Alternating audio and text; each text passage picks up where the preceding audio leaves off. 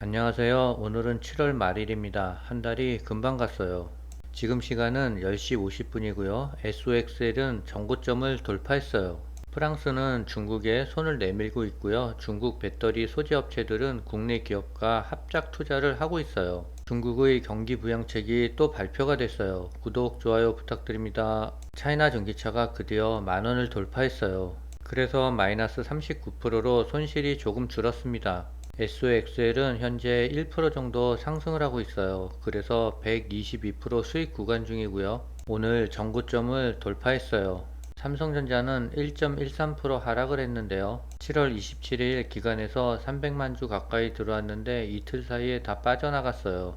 엉덩이 무겁게 기다리면 삼성전자도 치고 올라갈 날이 있을 것 같습니다. 네이버가 모처럼 만에 시원한 양봉이 나왔어요. 무려 7.58%나 급등을 했는데요. 네이버가 2분기 매출액이 2조 4,306억 원, 영업이익이 3,684억 원을 기록할 것이라고 내다봤어요. 이는 지난해 같은 기간과 비교해 각각 18.8%, 9.5%가 증가한 규모라고 해요. 전망대로 성적표가 나온다면 이는 분기 기준 최대 실적이라고 합니다. 경기 둔화에도 네이버는 2분기 광고 준성수기를 맞이해 광고 매출이 조금씩 회복되는 모습이라며 지난해 하반기 이후 인건비와 마케팅 비용은 안정적으로 유지 중이라고 분석했어요. 김하경 다울투자증권 연구원은 하이퍼 클로바 X가 다음 달 24일 기술력을 입증한다면 네이버의 주가에 강한 모멘텀이 될 것이라며 생성 인공지능 개발의 성과가 인정받을 경우 훼손됐던 이익이 새로운 사업 가치로 부각될 수 있다라고 했어요. 우리나라 1%의 초고수들은 첫 번째로 테슬라를 매수했고요. 두 번째로는 리비안, 세 번째로는 마이크로소프트, 네 번째로는 AMD, 다섯 번째로는 TMF와 TLTW를 매수했대요. 반면 순매도 종목은 SOXL, 아이온큐, 엔비디아, TQQQ와 구글이었대요. 초고수들이 베팅이 맞았는지는 조금 더 지켜봐야 될 것 같아요. 미국의 저명한 경제학자인 데이비드 로젠버그가 미국 증시 급락 가능성을 경고하고 나섰대요. 30일 비즈니스 인사이더에 따르면 로젠버그는 최근 다우지수 상승 랠리가 증시 급락 가능성을 시사하고 있다며 주식 투자자들이 추격 매수를 자제해야 한다고 강조했어요. 로젠버그는 고객들에게 보낸 서한에서 다우지수가 13거래일 연속 상승했던 지난 1987년도에도 상승 랠리가 종료된 뒤에 증시가 무너졌다라고 설명했어요. 그는 지난 1987년 1월에 다우지수가 13거래일 연속 오르는 과정에서 증시가 약 28% 급등했지만 블랙 먼데이로 알려진 10월 19일에 다우지수가 하루 사이에 22% 폭락하며 그의 상승분을 모두 반납했다라고 밝혔어요. 이어 미국 경제가 침체 국면에 진입하는 과정에서 역사가 반복될 가능성이 크다면서 지금은 시장 강세론자보다 약세론자의 발언에 귀를 기울여야 한다라고 전했어요. 뉴욕 증시가 올해 화랑세를 보이는 가운데 일각에서는 약세장을 대비하러 나섰대요. 주가가 가파르게 오른 탓에 위험에 관한 해칭 비율이 급격히 감소했대요. 위험도가 커진 탓에 주가를 미리 매도하려는 투자자도 늘고 있대요. 상승장에 대한 과도한 맹신이 역풍을 일으킬 것이란 전망도 나오고 있대요. 역사적으로 8월에서 9월은 계절적으로 주가가 하락하는 시기래요. 30년간 S&P 500 지수는 8월에 0.4% 하락했고요. 9월에는 0.2% 내려갔대요. 연중 주가가 하락할 가능성이 높은 달이라는 뜻이래요.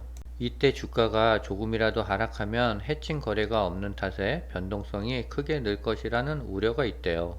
기업의 재건전성도 증시 약세 요인으로 꼽힌대요. 미국 연준이 통화 긴축을 중단해도 고금리 탓에 기업의 이자 비용 압박은 여전히 크다는 분석이에요. 주가가 보합세에 놓이게 되면 투자자들은 주식을 매각하고 채권을 매수할 가능성도 있대요. 주식보다 높은 수익률을 안정적으로 제공하기 위해서랍니다. 그래서 요즘 TMF와 TLT 쪽으로 투자를 많이 하시는 것 같아요. 위험 요소에서도 주가가 과대평가됐다는 지적이 나오고 있는데요. 실제 S&P 500에 대한 12월 선행 주가 수익 비율 값은 19.4배를 기록했고요. 금융정보업체가 집계한 5년 평균값인 18.6배를 웃돌았대요. 10년 평균값인 17.4배를 큰 폭으로 상회하고 있답니다. 세계적인 투자 전략가이자 월가 강세론자인 제레미 시갈 와튼스쿨 교수가 제롬 파월 연준 의장의 기자회견이 주식시장에 매우 긍정적이라고 진단하고 나섰대요. 제롬 파월 연준 의장이 1년 만에 주식시장에 최고의 소식을 전했다며 이것은 내가 1년 넘게 파월로부터 들은 최고의 기자회견이었다고 밝혔어요. 연준은 7월 FOMC 정례회의에서 예상대로 금리를 0.25% 올렸고 이후 파월 의장은 기자회견에서 추가 금리 인상 가능성과 경제 지표에 따라 9월 금리 동결 가능성도 시사했어요. 시겔 교수가 말했는데요. 파월은 인플레이션에 대해 아직 충분하지 않지만 잠재적인 하방 위험이 있다는 것을 정말로 인정했다라고 말했어요. 파월의 발언은 연준이 금리를 너무 높게 인상했을 때 위험을 알고 있음을 시사한다며 사실상 균형 잡힌 위험이 있다고 말하는 것에 가까웠다라고 덧붙였어요. 하락론자와 강세론자들의 의견을 들어봤는데요. 저는 강세론자 편에 서서 주가가 좀 떨어지더라도 굳굳이 버틸 생각이에요. 어차피 반도체는 올해보다 내년이 더 좋대잖아요. 차이나 전기차가 모처럼 만에 1.67%나 상승을 했어요. 만원을 드디어 돌파했는데 눈물겨운 돌파인 것 같아요. 이렇게라도 조금씩 꾸준히 올라준다면 좋을 것 같습니다. 중국의 배터리 기업들이 한국에 5조 원을 투자했대요. 중국 기업들이 한국으로 눈을 돌리는 것은 IRA 우려 국가 및 FTA 조항 때문이래요. 전기차 보조금을 받으려면 미국과 FTA를 맺은 국가에서 채굴한 배터리용 광물 및 부품을 일정 비율 확보해야 하는데요. 사실상 중국을 가리키는 우려 국가의 광물이나 소비 비중이 클수록 보조금을 받지 못할 확률이 커진대요. 이런 상황에서 미국과 FTA를 맺은 한국은 이 같은 IR 조건을 충족할 생산계지가 될 수 있다라고 판단한 것이래요. 배터리 핵심 광물 리튬 코발트 등과 부품, 양극재, 음극재 등 중국 의존도가 매우 큰 한국 기업으로서는 중국과의 합작을 반기는 분위기래요. 세계 1위 코발트 생산업체인 중국 하유 코발트는 포스코 배터리 소재 계열사 포스코 퓨처엠 및 LG화학과 각각 1조 2천억 원 규모 전구체 합작회사 설립을 추진 중이래요. 올 3월 SK온과 에코프로 머티리어즈도 중국 거린메이와 전구체 공장 투자 계획을 발표했어요. 중국 양극재 기업 룽바이는 최근 한국 정부가 음극재 소재인 3원 개의 전구체를 연간 8만 톤 생산할 수 있는 한국 공장 건설안을 승인했다며 한국 생산 제품은 미 IRA 관련 요건을 충족할 수 있다라고 밝혔어요. 블룸버그는 증가하는 한중 배터리 합작에 대해 전기차 공급망에서 중국을 배제하려는 조 바이든 미 행정부의 계획을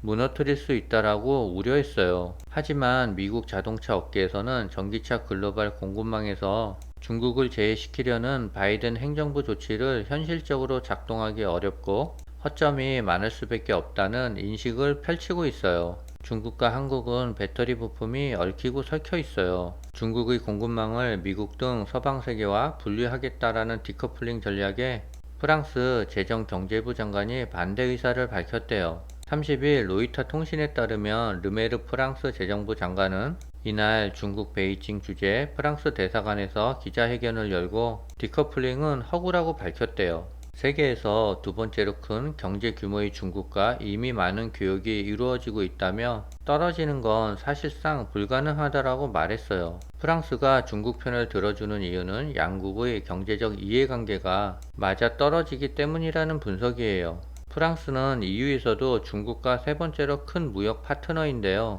중국과 EU 무역량의 10%를 차지한대요. 특히 르메르 장관은 전기차, 배터리, 에너지 전환 분야에서 중국과의 투자를 환영한다라고 밝혔어요. 프랑스 기업 오라노와 중국 기업 XTC 신에너지 머티리어즈가 합작으로 프랑스 덩케르크에 약 2조 원을 들여 세울 예정인 배터리 소재 회사를 모범 사례로 들었대요. 중국이 내수 소비 활성화를 위해 유급 휴가제를 전면적으로 시행하고 탄력 근무제를 장려하며 그리고 관광 활성화 방침을 발표했대요. 중국의 거시경제 주무기관인 국가발전개혁위원회는 오는 31일 이 같은 내용의 골자로 하는 소비회복과 확대 20개 조치를 발표했대요. 유급 휴가제를 전면적으로 시행하고 탄력 근무제를 활성화함으로써 휴가 문화를 확산해 소비를 촉진하고 경제를 활성화하겠다라는 의도로 보인대요. 또한 관광 인프라를 개선하고 주요 관광지 입장료 감면,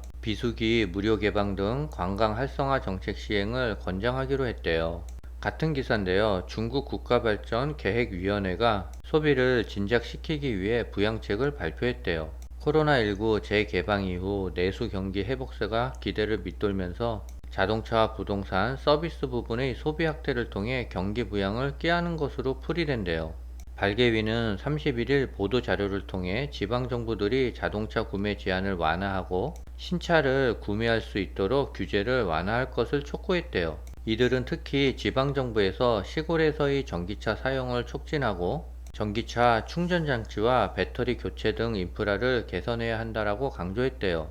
또한 발개위는 오래된 건물 리모델링을 위해 특수 목적 펀드나 주택 안정 펀드를 사용하는 것을 허용하고 지방 주민들의 소비를 늘릴 수 있는 쇼핑몰이나 편의점을 지방에 짓는 방안도 적극 추진하고 있대요. 중국은 지속적으로 전기차 확대 부양책을 발표하고 있어요. 차이나 전기차도 앞으로 오를 것이 기대가 돼요. 지금 시간 11시 40분인데요. SOXL은 1% 가까이 상승을 하고 있어요. 자고 일어나면 4% 정도 올랐으면 좋겠습니다. 오늘은 여기까지입니다.